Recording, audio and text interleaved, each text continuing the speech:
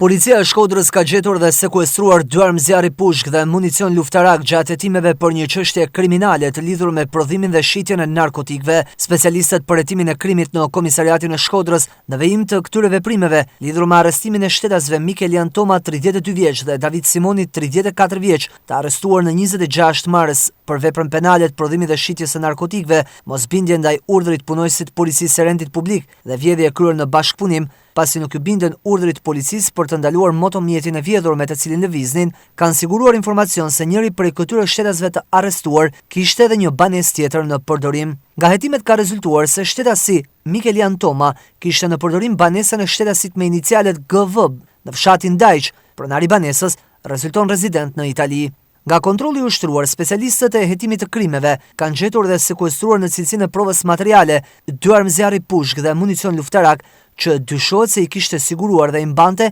shtetasi arrestuar 32 vjeçar Toma. Materialet i kanë kaluar prokurorisë së Shkodrës për veprat penale, mbajtje pa leje dhe prodhimi armëve shpërthyese dhe municionit.